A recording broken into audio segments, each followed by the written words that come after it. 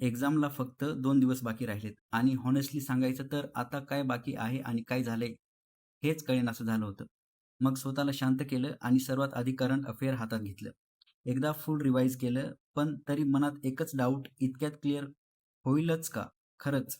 मग परत रयतचं current affair read केलं आणि तिथे सेम पॉइंट्स कनेक्ट व्हायला लागले.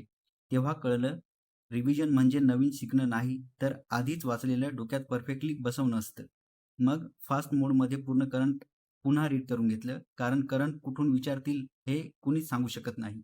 ह्यावेळेस करंटवर थोडे जास्त एफर्ट टाकतोय, कारण राज्यसेवेमध्ये 1-2 मार्क्ससुद्धा गेम बदलतात. मग लॉजिक बूस्टर घेतलं आणि एन्व्हायर्नमेंट रिव्हिजनला बसलो. एन्व्हायर्नमेंट करंट मधून तर केलंच होतं, पण पीवायक्यू बेसमधून आयोग एक्झॅक्टली काय विचारतो हे बघितलं. कारण प्रीमध्ये सगळे वाचून फायदा नसतो. आयोग जे रिपीट करतो ते पकडलं की आउटपुट बेस्ट येतो. म्हणून एन्व्हायर्नमेंटची पण फास्ट रिव्हिजन करून घेतली. जे वीक वाटतंय त्यालाच आता एक्स्ट्रा टाइम देतोय. आणि मागच्या 5-7 दिवसांपासून लिटरली 12 ते 14 तास स्टडी चालू आहे. म्हणून शॉर्ट अपलोड पण नाही झाले. कारण सध्या फक्त एकच टार्गेट आहे, प्री क्लिअर. आता पुढचे 2 दिवस अजून फुल एफर्ट टाकतोय. म्हणून झोप येऊ नये म्हणून चाय पण जरा जास्तच चालू आहे.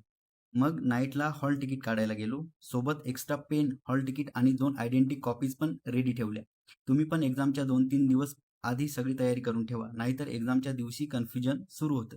रात्री परत आलो, लाईट जेवण केलं आणि बजेटचं लेक्चर प्लस क्वेश्चन्स केले. आणि रात्रीचे जवळपास वाजले 1 म्हणजे 10 ते 12 मिनिटांनी वाजणार आहे 1. तर मी आज रात्री काय काय केलं ते तुम्हाला दाखवतो. बाहेर सगळे झोपलेले आहे आणि एक्झामसाठी आपण अजून पण रात्रीचे 1 ते 3 पर्यंत जागणार आहे. तर हा सीसॅटचा पेपर आज पूर्ण रात्र याच्यावरती ॲनालिसिस करणार आहे आणि त्याच्या पहिले हे माझं स्कोर बघा, कारण सीसॅटमध्ये माझा स्कोर नेहमीच चांगला असतोय.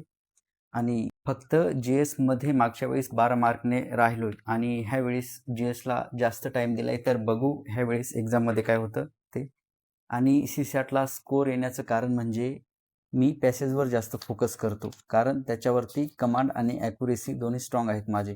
बाकी मॅथमध्ये जे येतं फिक्स तेवढंच करतो. उगाच सगळ्याला हात लावत बसत नाही. कारण शेवटी सीसॅट हा क्वालिफाईंग पेपर आहे, पण हलक्यात घ्यायचा नाही. गेम तर जी-एसचाच असतो. आता पुढचे 2 दिवस फुल फोकस. बाकी निकाल तर एक्झाम झाल्यावरच कळेल.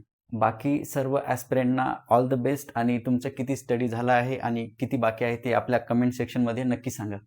आणि अशाच रिअल MPSC जर्नीसाठी सबस्क्राईब नक्की करा आणि इथं फक्त मोटिवेशन नाही तर रियालिटी दाखवण्याचा प्रयत्न नक्की करेल.